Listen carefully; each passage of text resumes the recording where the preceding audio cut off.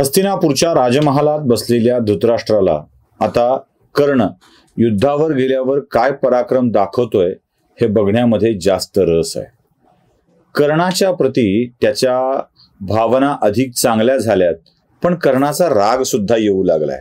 काय हा पांडवांना मारणार नाही म्हणजे मग काय उपयोग आहे असंही वाटायला लागलंय. पण पराभूत करण्याची शक्ती कर्णामध्ये आहे एवढं नक्की धृतराष्ट्रालाही माहित आहे. त्यामुळे त्यानं संजयाला सांगितलंय, संजया बघ युद्धभूमीवरती काय चाललंय. आणि संजयानं युद्धभूमीवरती आपली नजर एकाग्र केलेली आहे आणि धृतराष्ट्राला सांगू लागलाय, महाराज मद्रनरेश शल्यांना सारथी बनवून कर्ण युद्धभूमीत आला आहे आणि येता क्षणी त्यानं आपल्या पराक्रमाला दाखवायला सुरुवात केली आहे. प्रचंड वेगानं एका विद्युल्लतेप्रमाणे एक भयंकर योद्धा या युद्धात आपलं सामर्थ्य, चमत्कार, बळ सगळं दाखवतोय. कर्णाचा आजचा आवेश काही प्रचंड आहे. म्हणजे कर्ण असा युद्धभूमीवर आहे की जणू काही आजच्या दिवशी युद्ध संपवून टाकेल या स्थितीमध्ये आहे. आज कर्णाने या युद्धाचा शेवट करायचा असा निश्चय केलेला आहे आणि या निश्चयाला घेऊनच कर्ण रणभूमीवरती उतरलाय. रणभूमीवरती कर्ण आला आहे याची माहिती भगवंताला मिळालेली आहे. आता कर्ण सनसरपती झालाय आणि हाच कर्ण आता युद्धभूमीवर अर्जुनाच्या शोधामध्ये येतोय. कारण त्याला सरळ लढाई करायची ती अर्जुनाशी. आणि भगवंतानी इथे एक युक्ती वापरली आहे. युक्ती काय वापरली आहे? ज्याला मारायचं आहे त्याला समोरच येऊ द्यायचं नाही. म्हणून कर्णाच्या रथाच्या समोर अर्जुनाचा रथ येणार नाही याची पूर्ण काळजी घेत भगवंत अर्जुनाचा रथ वेगवेगळ्या ठिकाणी घेऊन जात आहेत आणि त्याला तिकडे छोट्या मोठ्या लढाया लढायला लावतायत. आणि इकडे कर्ण युद्धभूमीत पांडवांच्या खेम्याकडे त्वेषाने आलाय आणि त्याच्या रस्त्यात पहिल्यांदा दिसतायत ते नकुल सहदेव. नकुल आणि सहदेवांची त्याच्यावरती आक्रमण केलंय, पण कर्ण कसलेला योद्धा आहे. नकुल आणि सहदेव अगदी ताकद लावून पूर्ण शक्तीनं कर्णाचा मुकाबला करण्याचा प्रयत्न करतात, पण कर्णाच्या शक्तीपुढे दोघांचाही निभाव लागत नाही आणि ती दोघही पराभूत होतात. एक प्रसंग असा येतो की आता नकुल आणि सहदेवाचा आयुष्य कर्ण संपवू शकतो, पण कर्णाला आपल्या आईला दिलेल्या वचनांची आठवण होते आणि तो म्हणतो, जा तुझं आयुष्य तुला मी दानात देऊन टाकलंय. खजील झालेले नकुल सहदेव अधिकच नाराज होऊन युद्धभूमीपासून लांब जातात, कारण आज त्यांचा पराभव झालेला असतो. पराभव तरी कसा बघा, आपल्याच रक्ताकडून, आपल्याच मोठ्या भावाकडून आपला पराभव व्हावा.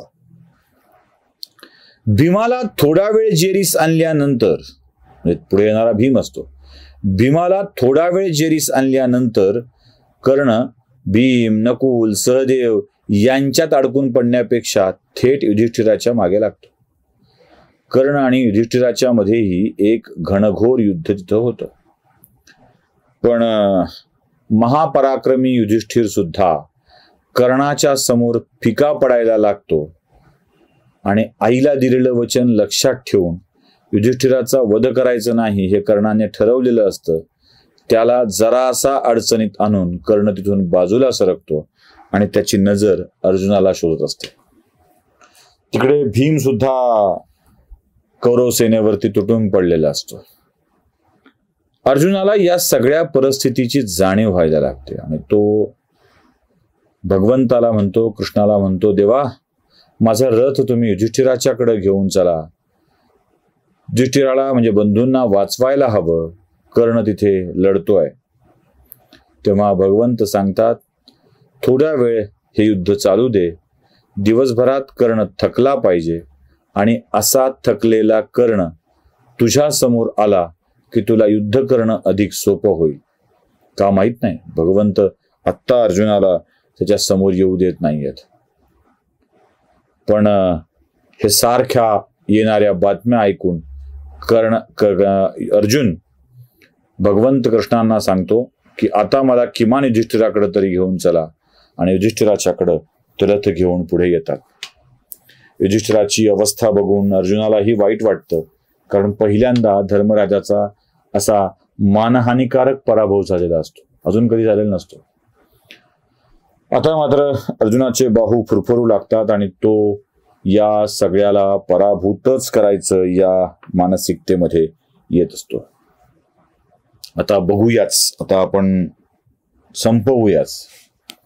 यावर बराचसा वाद खल सुद्धा झालेला असतो. कसं मारायचं, काय मारायचं. जाण्यापूर्वी म्हणजे भगवंत बघा संधी कधीच सोडत नाहीत, कधीच सोडत नाहीत. पांडवांच्या मधल्या विवादाच्या प्रसंगात सुद्धा भगवंत अर्जुनाला उपदेश करतात. ते म्हणतात, अर्जुना, युधिष्ठिरा, तुला ती वलकाची कथा माहित आहे का रे? ते म्हणले, काय ही वलकाची कथा? ते म्हणाले, वलक नावाचा एक शिकारी होता.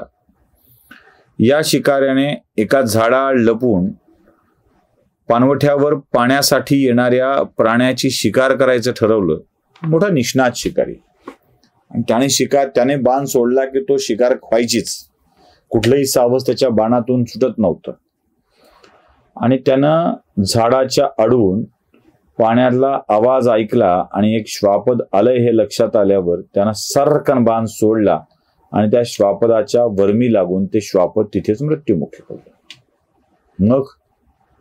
मग काय म्हणाले, हा गेला आणि यानं बघितलं की ज्या श्वापदाला आपण मारलेलं आहे ते आंधळं होतं, अंध होतं.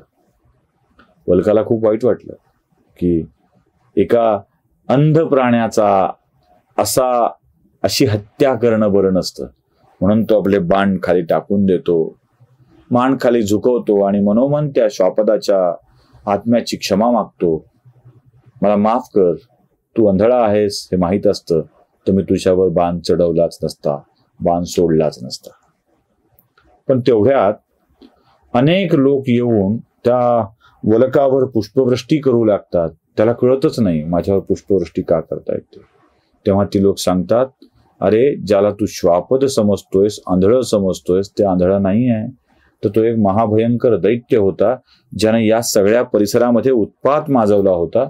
आणि त्याचा असा अचानक झालेला मृत्यू हा आमच्यासाठी उपयोगाचा आहे, लाभदायक आहे, आमच्या प्राणाचं रक्षण करणारा आहे. तू आमचा प्राणरक्षक झालास. अजाणतेपणात केलेली चूक सुद्धा लोकांच्या उपयोगाची असते. अर्जुन म्हणाला, हे काय नाही, तुला कथा माहित असू दे. अजून एक कथा सांगतो म्हणे, तुला फार कथा ऐकायचा नाद आहे, माझ्याकडून ऐकायचाच नाद आहे तर ऐक म्हणाले. कथा अशी आहे की कौशिक नावाचा एक ब्राह्मण होता आणि या कौशिकाचं सत्यवचनी वागणं होतं. खरं बोलायचं, खोटं बोलायचंच नाही. आणि हा कौशिक एके दिवशी जंगलामध्ये फिरत असताना एक वाटसरू लुटारूंच्या पासून आपले प्राण वाचविण्यासाठी कौशिकाच्याकडे आला आणि कौशिकाला म्हणाला, इथे लपायला कुठे जागा आहे का? एका अवाढव्य झाडाच्या पलीकडं कौशिकाने त्याला लपायला जागा दाखवली आणि इथे लप म्हणून सांगितलं. त्याला मारण्यासाठी जे लुटारू आले होते ते तिथं आले आणि त्यांनी कौशिकाला दरडावत विचारलं, अरे इथं कोणी आत्ता धावत येऊन लपलाय का? कौशिकानं त्या झाडाची डोली दाखवली आणि त्याच्या मागे लपल्याचं खुन्यानं सांगितलं. हे गेले, त्या माणसाला मारलं, त्याचं धन लुटलं आणि निघून गेले. खरं बोलायचंच या भावनेतून त्यानं लपायलाही जागा दिली आणि कुठे लपलाय तेही सांगितलं. त्याने सगळं पुण्य कौशिकाचं वाया गेलं आणि एका माणसाच्या मृत्यूला कारण ठरल्यामुळं त्याला नरकवात सहन कराव्या लागल्या. अर्जुना, लक्षात ठेव, आपल्या जगात वावरताना प्रत्येक वेळी आपण लावलेल्या फुटपट्टीवरच जगता येतं असं नव्हे. त्या प्रत्येकाचे अर्थ वेगवेगळे असतात. त्यामुळं प्रत्येक वेळी असा सत्याचा, नैतिकतेचा आधार घेऊन जगायचं नसतं. एवढं अर्जुनाने सांगितलं आणि यात बराच वेळ गेलाय. युधिष्ठिरानंही अर्जुनाला आता कर्णाचा वेध घ्यायला सांगितलाय आणि त्वेषाने पेटलेला अर्जुन युद्धभूमीच्या दिशेनं निघालेला आहे. काय होतंय ते बघूया पुढच्या भागात.